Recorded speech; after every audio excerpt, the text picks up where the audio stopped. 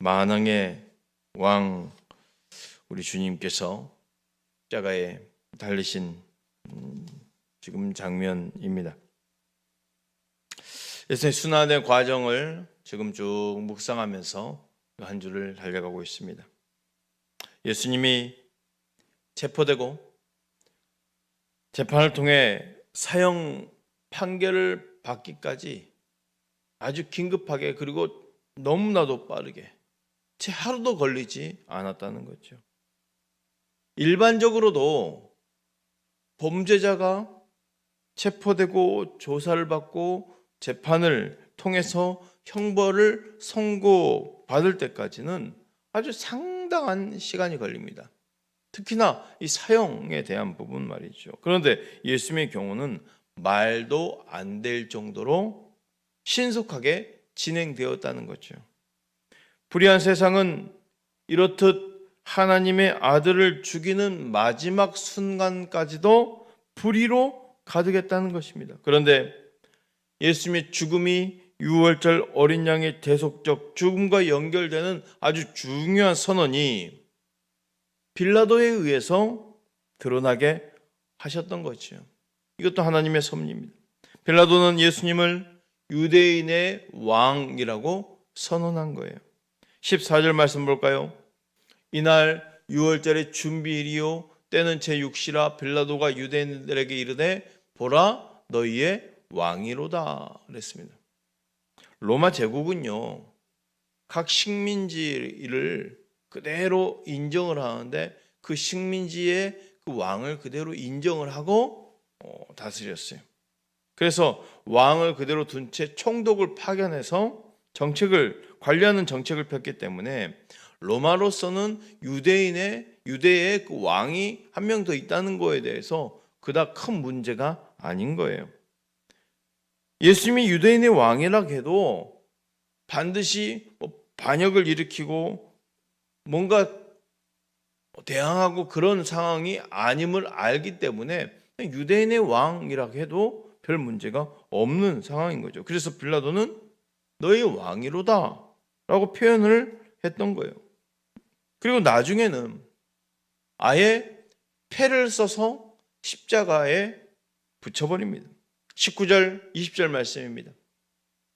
빌라도가 패를 써서 십자가 위에 붙이니 나사렛 예수 유대인의 왕이라 기록되었더라.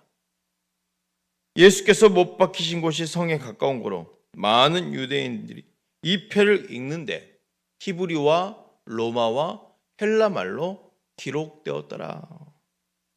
로마법에 의해서요 사형당하는 죄수는 그 제목을 그 기록한 패를 목에 걸거나 형틀에 붙여야 했어요. 사람들에게 로마법의 엄중함을 각인시키기 위함이었습니다. 예수님이 못 박힌 십자가 위에는 히브리어, 헬라어, 라틴어 그렇게 나사렛 예수 유대인이 왕이라 쓰여진 패가 붙여졌다는 거예요. 세 가지 언어로 기록된 이유는 뭘까요? 라틴어와 헬라어는 그 당시 공통어입니다.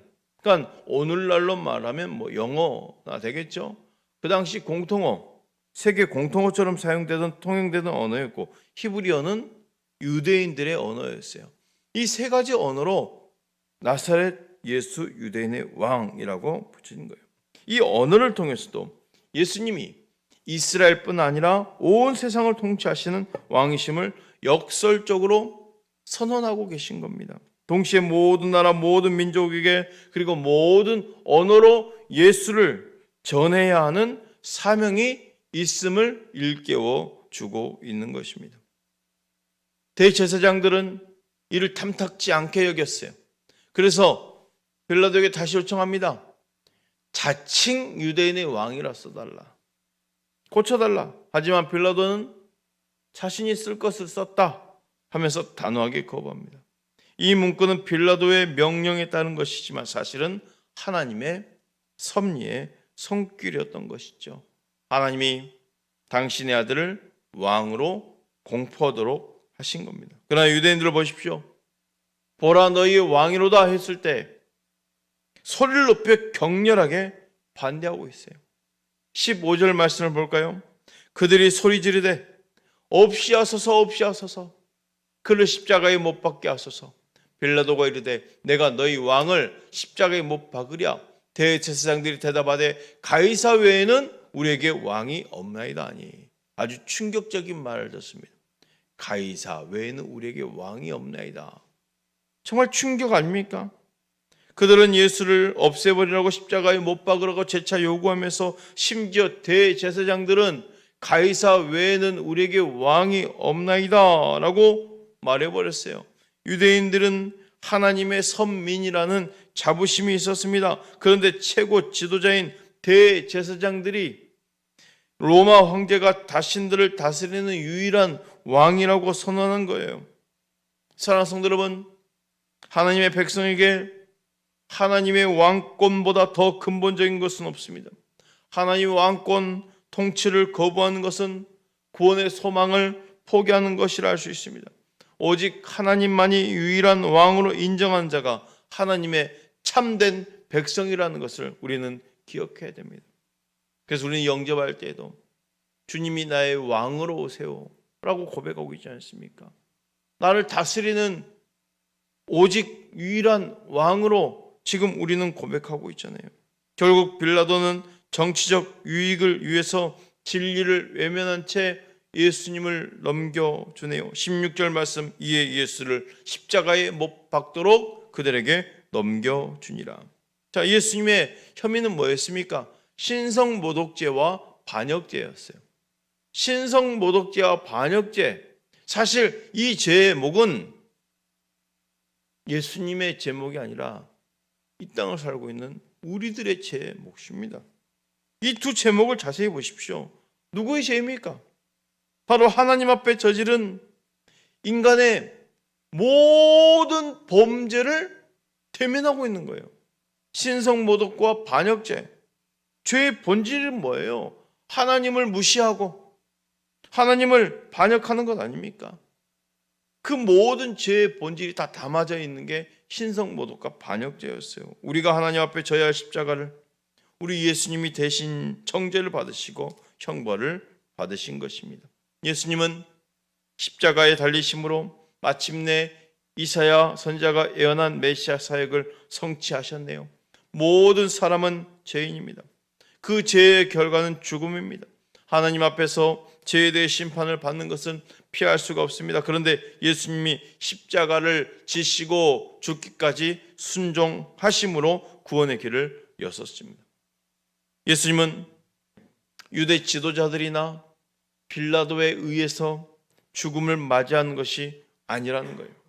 우리 예수님은 죄인들에게 영원한 생명을 주시기 위해서 스스로 생명을 내어 주신 것입니다. 예수님 우리에게 주신 영생으로 인해 우리는 거룩한 하나님과 친밀한 교제를 나눌 수 있게 되었습니다. 아들조차 우리에게 내어주신 하나님의 사랑을 거절하지 마시길 바랍니다. 십자가에 달려 죽으신 예수님이 만왕의 왕이라는 사실은 변함이 없습니다.